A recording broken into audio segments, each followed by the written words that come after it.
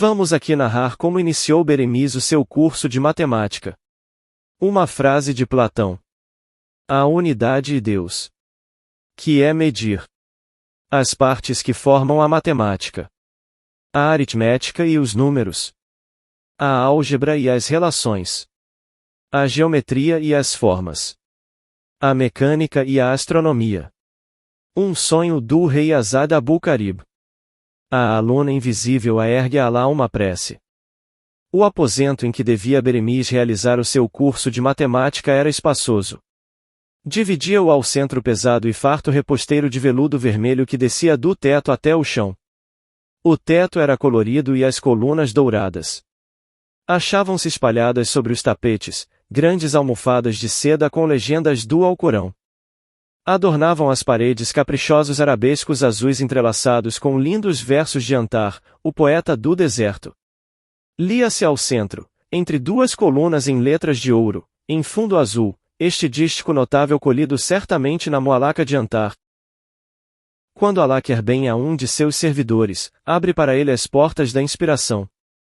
Sentia-se um perfume suave de incenso e rosa. A tarde reclinava. As janelas de mármore polido estavam abertas e deixavam ver o jardim e os frondosos pomares que se estendiam até o rio Pardacento e Triste.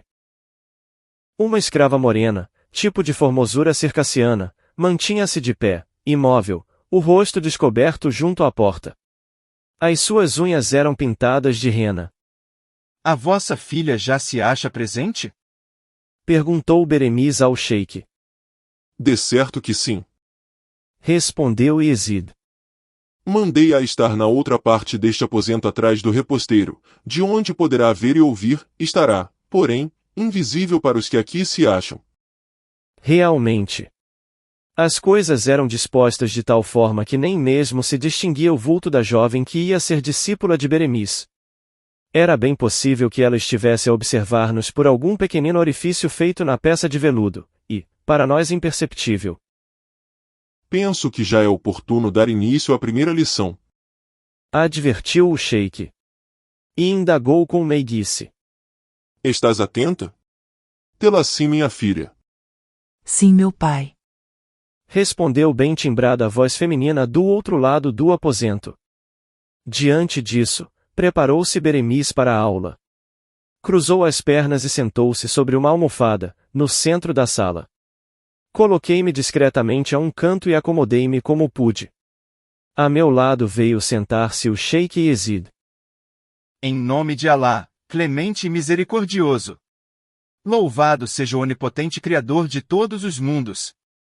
A misericórdia é em Deus o atributo supremo. Nós te adoramos, Senhor, e imploramos a tua assistência. Conduze-nos pelo caminho certo. Pelo caminho dos esclarecidos e abençoados por ti. Fim da prece. O calculista assim falou. Quando olhamos, Senhora, para o céu em noite calma e límpida, sentimos que a nossa inteligência é franzina para conceber a obra maravilhosa do Criador. Diante dos nossos olhos pasmados, as estrelas são uma caravana luminosa a desfilar pelo deserto insondável do infinito, as nebulosas imensas e os planetas rolam, segundo leis eternas, pelos abismos do espaço. Uma noção, entretanto, surge logo, bem nítida, em nosso espírito, a noção de número. Viveu outrora, na Grécia, quando esse país era dominado pelo paganismo, um filósofo notável chamado Pitágoras. Alá, porém, é mais sábio. Consultado por um discípulo sobre as forças dominantes dos destinos dos homens, o grande sábio respondeu: os números governam o mundo. Realmente. O pensamento mais simples não pode ser formulado sem nele se envolver, sob múltiplos aspectos, o conceito fundamental do número. O beduíno que no meio do deserto, no momento da prece, murmura o nome de Deus tem o espírito dominado por um número. A unidade. Sim, Deus, segundo a verdade expressa nas páginas do livro santo e repetida pelos lábios do profeta, é um, eterno e imutável. Logo, o número aparece no quadro da nossa inteligência como símbolo do Criador. Do número, Senhora, que é a base da razão e do entendimento, surge outra noção de indiscutível importância. É a noção de medida. Medir, senhora, é comparar. Só são, entretanto, suscetíveis de medida as grandezas que admitem um elemento como base de comparação. Será possível medir-se a extensão do espaço? De modo nenhum. O espaço é infinito, e sendo assim, não admite termo de comparação. Será possível avaliar a eternidade? De modo nenhum. Dentro das possibilidades humanas o tempo é sempre infinito, e no cálculo da eternidade não pode o efêmero servir de unidade a avaliações. Em muitos casos, entretanto, ser-nos-á possível representar uma grandeza que não se adapta aos sistemas de medidas por outra que pode ser avaliada com segurança e vigor. Essa permuta de grandeza, visando a simplificar os processos de medida, constitui o objeto principal de uma ciência que os homens denominam matemática. Para atingir o seu objetivo, precisa a matemática estudar os números, suas propriedades e transformações. Nessa parte ela toma o nome de aritmética. Conhecidos os números, é possível aplicá-los na avaliação das grandezas que variam ou que são desconhecidas, mas que se apresentam expressas por meio de relações e fórmulas. Temos assim a álgebra. Os valores que medimos no campo da realidade são representados por corpos materiais ou por símbolos. Em qualquer caso, entretanto, esses corpos ou símbolos são dotados de 3 atributos: forma, tamanho e posição. Importa, pois, que estudemos tais atributos. E esse estudo vai constituir o objeto da geometria. Interessa-se, ainda, a matemática, pelas leis que regem os movimentos e as forças, leis que vão aparecer na admirável ciência que se denomina mecânica. A matemática põe todos os seus preciosos recursos a serviço de uma ciência que eleva a alma e engrandece o homem. Essa ciência é a astronomia. Falam alguns nas ciências matemáticas, como se a aritmética, a álgebra e a geometria formassem partes inteiramente distintas. Puro engano. Todos se auxiliam mutuamente, se apoiam umas nas outras, e, em certos pontos se confundem. A matemática, senhora, que ensina o homem a ser simples e modesto, é a base de todas as ciências e de todas as artes. Um episódio ocorrido com o famoso monarca iemenita é bastante expressivo. Vou narrá-lo. Azad Abu-Karib, rei do Iêmen, ao repousar, certa vez, na larga varanda de seu palácio, sonhou que encontrara 7 jovens que caminhavam por uma estrada. Em certo momento, vencidas pela fadiga e pela sede, as jovens pararam sob o sol causticante do deserto. Surgiu, nesse momento, uma famosa princesa que se aproximou das peregrinas, trazendo-lhes um grande cântaro cheio de água pura e fresca. A bondosa princesa saciou a sede que torturava as jovens e estas reanimadas puderam reiniciar a jornada interrompida.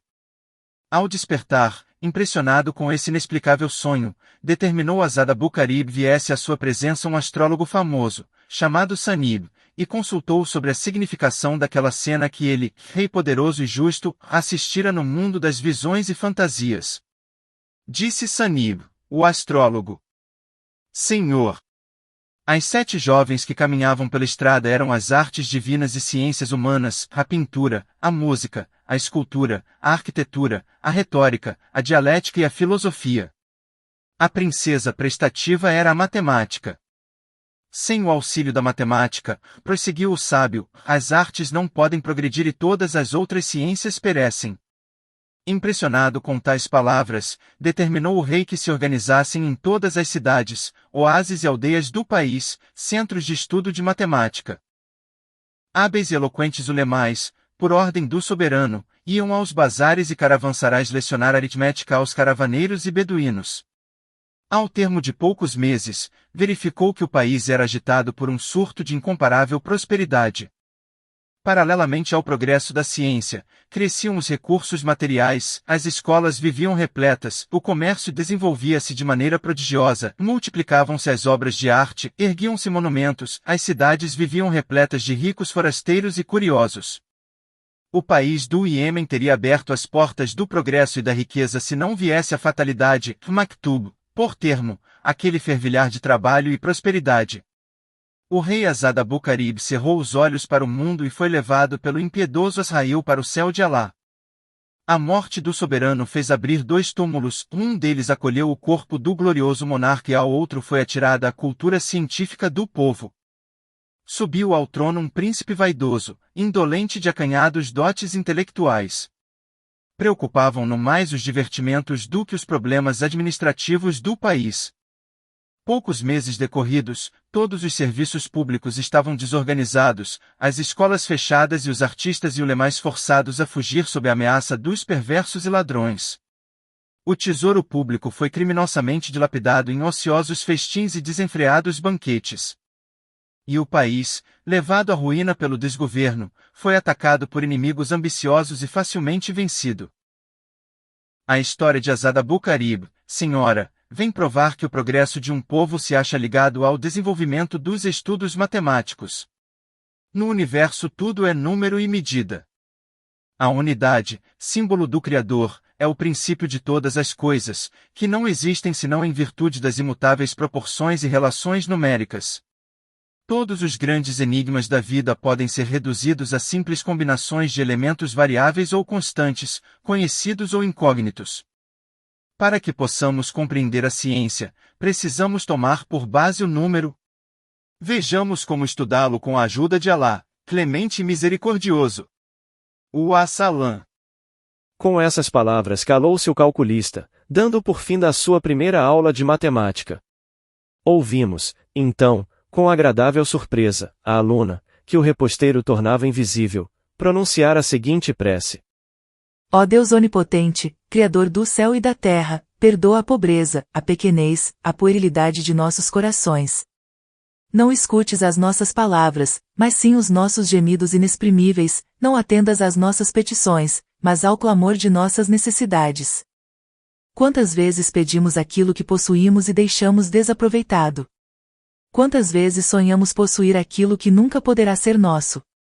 Ó Deus, nós te agradecemos por este mundo, nosso grande lar, por sua vastidão e riqueza, e pela vida multiforme que nele estua e de que todos fazemos parte.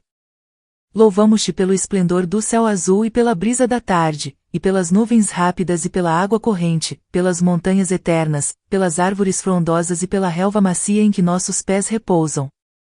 Nós te agradecemos os múltiplos encantos com que podemos sentir, em nossa alma, as belezas da vida e do amor. Ó Deus, clemente e misericordioso, perdoa a pobreza, a pequenez, a puerilidade de nossos corações. No qual Beremiz revela grande interesse por um brinquedo de corda. A curva do maracá e as aranhas. Pitágoras e o círculo. Encontramos Arin Namir. O problema dos 60 melões. Como o Vekil perdeu a aposta. A voz do muezim cego chama os crentes para a oração do Mogreb.